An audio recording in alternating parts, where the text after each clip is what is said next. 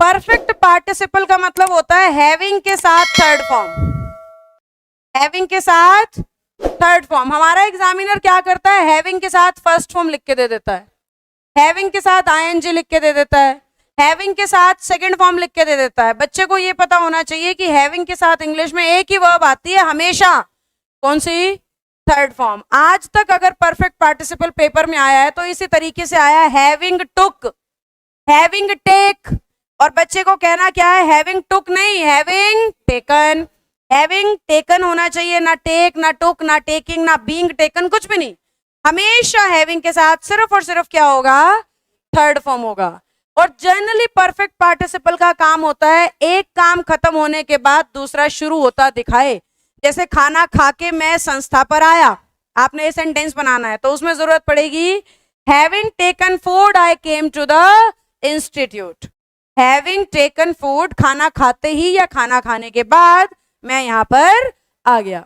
अब हमारा एग्जामिनर जब एरर बनाएगा टेकन को रिप्लेस करेगा बेटा, हैविंग गोन की जगह हैविंग गो लिख देगा। बच्चे को बस ये याद करना है कि जहां पे मैं हैविंग को यूज कर रहा हूं उसके बिल्कुल साथ कौन सी फॉर्म आएगी, और कुछ नहीं आ सकता कभी भी। और परफेक्ट पार्टिसिपल का काम क्या है, एक के बाद दूसरा काम होता हुआ दिखाना। पहला काम पूरा हुआ, दूसरा शुरू हुआ, या पहला खत्म दूसरा साथ में खत्म। ऐसे एक्शन को दिखाने के लिए किसको यूज करते हैं, परफेक्ट पार्टिसिपल को। जैसे ही हमें हैविंग दिखाई दे जाए हमने ये चेक करना है थर्ड फॉर्म है या हमारी लाइन में नहीं है, हमें थर्ड फॉर्म बनानी है फिनिश की जगह। इतना ही आएगा बस पेपर में, समझ गए। प्रेजेंट पार्टिसिपल कैसे आता है वो भी बता देती हूँ।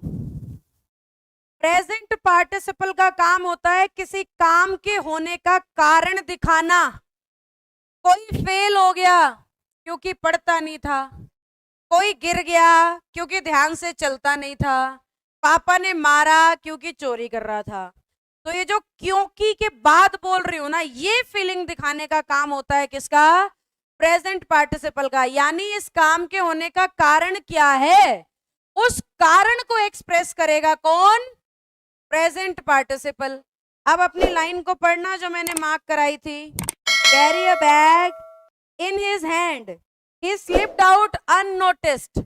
हाथ में बैग होने की वजह से वो फिसल के गिरने, क्या, हाथ में बैग होना, और कारण को कौन दिखाता है, प्रेजेंट पार्टिसिपल। तो कैरी अ बैग की जगह कैरिंग अ बैग। कारण को दिखाने का काम करता है प्रेजेंट पार्टिसिपल, और उसके गिरने का कारण ये है कि उसको बैग पकड़ा दिया भाई, बैग पकड़ा दिया बिना उसकी पहलवानी देखे, इसलिए बेचारा गिर गया। तो इसलिए क्या होना चाहिए, कैरिंग होना चाहिए।